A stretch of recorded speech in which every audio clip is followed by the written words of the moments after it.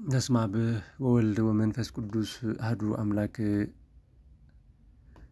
ዓሰርተ መጋቢት መስቀል ዝተረኽበሉ ዕለት ጎይታናን መድሓኒናን ኢየሱስ ክርስቶስ ዝተሰቕለሉ መስቀል ኣብ ዝተፈላለዩ ግዜያትን ዝተፈላለዩ ሰባትን ድሕሪ ምቕባሩ ብመጋቢት 10 ተዃዒቱ ወፀ።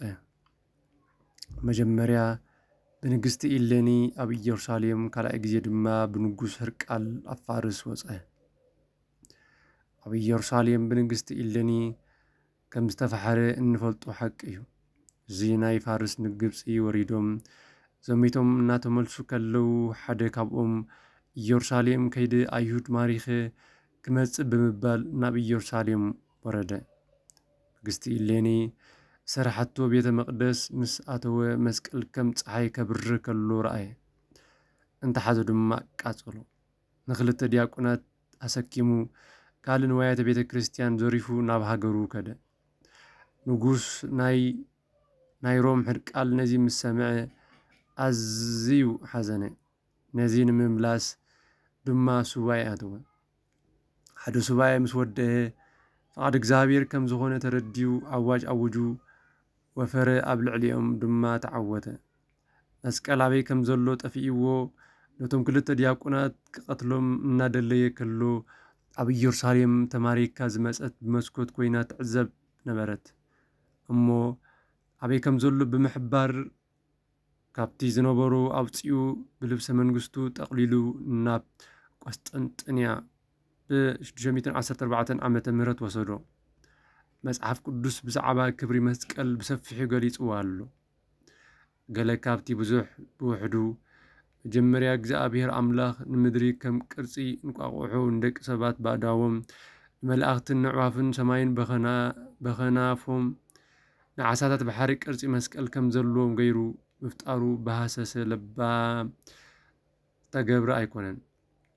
ምኽንያቱ ኣብ ኣምላኽ ኣጋጣሚ ወይ ድማ ሃንደበታዊ ነገር ዝበሃል የሎን።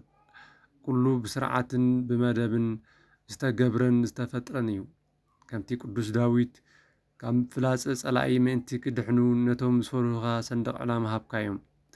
መዝሙረ ዳዊት ምዕራፍ 60 ኣብ ቁጥሪ 4 ዘልበሎ ንኹሉ ክርስቲያን ኣርማ ዝኾነና ቅዱስ መስቀል ኣብ ትሕቲ ባሕሪ፣ ኣብ የብስ ንቑፅ መሬት፣ ኣብ ሰማያትን ሰማየ ሰማያትን ኣብ ኩሉ ከም ዝረአ ምግባሩ ዝፈጠሮም ፍጥረታቱን ኣፈጣጥሮኦምን ክንርዳእ ንኽእል ኢና። ብሓቂ ከምቲ ኣቦና ሙሴ ኢዱ ብምዝርጋሕ ቅርጺ መስቀል ኣብ ዝሰርሓሉ እዋን እስራኤላውያን ይዕወቱ። ደኺሞም ኢዱ ምስ ኣውረደ ማለት ቅርጺ መስቀል በእዳው ምስራሕ ምስ ረብረበ ድማ ይሰዓሩ ከም ዝነበሩ መስቀል ንዓና ጸላእትና እንስዕረሉ እነባርረሉን ሓይልና መኪሒና መጸናንዒና ቤዛና በጃና እንባረኸሉ ሰላም ዝረኸበናሉ ምዃኑ ዘረድእ እዩ። እዚ እውን ቅዱሳን ሃዋርያትን ኣበውን ብዛዕባ ክብሪ ጸጋ ናይ ክቡር መስቀል ብቓልን ብተግባርን ኣርዮሙና እዮም። መስቀል መባረኽ እዩ። ኣቦና ያዕቆብ ንደቂ ደቁ ኢዱ ኣመሳቒሉ ብምብራኹ መስቀል መባረኺ ከም ዝኸውን ዘረድእ እዩ። ኣብ ዘፍጥረት ምዕራፍ 48 መመክሒ እዩ። ኣነ ግና በቲ መስቀል ጎይታናን ኢየሱስ ክርስቶስ ተሰቕለሉ መስቀል እንተዘይኮይኑ ኣይምካሕን እየ። በዚ መስቀል እዚ ዓለም ኣብ ቅድመይ ምውት እያ፣ ኣነ ከዓ ኣብ ቅድሚ ዓለም ምውት እየ። ኣብ ገላትያ ምዕራፍ 6:14 ሓይሊ እዩ። ከመይ ቃል መስቀል ነቶም ዝጠፉ ዕሽነት እዩ፣ ንዓና ነቶም ንድሕን ግና ሓይሊ ኣምላኽ እዩ። ቀዳማይ ቆሮንጦስ ምዕራፍ 6:18 ጸላኢ ዝተደምሰሰሉ እዩ። ኣብ መስቀል ተሰቒሉ ብምማት ነቲ ጽልኢ ደምሰሶ። ንኽልቲኦም ሓደ ብምግባር ከዓ ብመስቀሉ ምስ ኣምላኽ ኣተዓረቖም።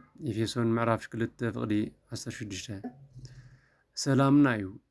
ኣምላኽ በቲ ወዱ ኣብ መስቀል ዘፍሰሶ ደም ገይሩ ሰላም ገበረ። ነቲ ኣብ ምድሪ ዘሎን ኣብ ሰማያት ዘሎን ዘበለ ኩሉ ከዓ ምስ ገዛእ ርእሱ ዓረቆ። ቆሎስየ ምዕራፍ 2:20 ኣርማና እዩ። እግዚኣብሔር ኣምላኽ ከምዚ ይብል ኣሎ፣ እንሆ ብኢደይ ነቶም ኣሕዛብ ከመልክተሎም ሰንደቕ ዕላማይ ከዓ ከልዕለሎም እየ። ንሳቶም ድማ ንወዳትኪ ሓቒፎም ንዋልድኪ እውን ሓንጊሮም ከምጽኡልኪ እዮም። ኢሳይያስ 49:22 ኣርማና እዩ። ኣብ ፍላጻ ጸላኢ ምእንቲ ክድሕኑ ነቶም ዝፈርሁኻ ሰንደቕ ዕላማ ሃብካዮም። እዚ ብዛዕባ ክብሪ ናይ ቅዱስ መስቀል ዝገልጽ ናይ መጽሓፍ ቅዱስ ቃላት ዕሽሽ ብምባል ከም ኣይሁድ ክብሪ ናይ ቅዱስ መስቀል ተቐቢሩ ክጠፍእ ንመስቀል ዘቃልሉን ከም ተራ ነገር ዝረአዩን ዝናሸውን ጸላእቲ መስቀል ኣሎ። ብዛዕባኦም ቅዱስ ጳውሎስ ከመይ ከምቲ ብዛዕባኦም ብዙሕ ግዜ ዝነገርኩኹም ሕጂ ከዓ እናነባዓኹ ዝነግረኩም ዘለኹ ብዙሓት ጸላእቲ መስቀል ክርስቶስ ኮይኖም ይነብሩ ኣለዉ። መወዳእቶምን ጥፍኣት እዩ። ኣምላኾም ከብዶም እዩ። ክብሮቶም እውን ኣብ ነውሮም እዩ። ሓሳቦም ከዓ ናይ ምድሪ እዩ። ንሕና ግን ሃገርና ኣብ ሰማያት እያ። ፊልጵስዩስ ምዕራፍ 3:18-19 ንሕና ግና ብዛዕባ ቅዱስ መስቀል ነጸላእና ብምምዕታብ የዳውና ብምምስቃል ኣብ ማዕተብና ብምንጥልጣል መስቀል ካህን ብምስላም ኩልንትናና ከምቲ ቅርጺ መስቀል ገይሩ ዝፈጠረና ብዛዕባ ክብሪ መስቀል ምግላጽ ስቕ ኣይንብልን ኢና።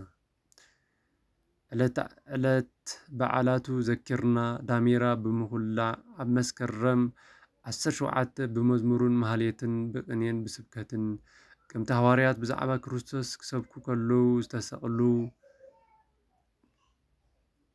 ዝተሰቕለ ክርስቶስ እናበሉ ተሰቕለ ብዝብል ቃል ንቅዱስ መስቀል ከም ዝዝከር እናገበሩ ይሰብኩ ከም ዝነበሩ ንመስቀል ንዘክሮን ነኽብሮን ኣሎና እሞ በረከት ጸጋን ናይ ጎይታናን መድኃኒናን ኢየሱስ ክርስቶስ ቅዱስ መስቀል ኣይፈለየና። ኣሜን። ስብሐት ለእግዚአብሔር ወወላዲቱ ድንግል ወለመስቀሉ ክብር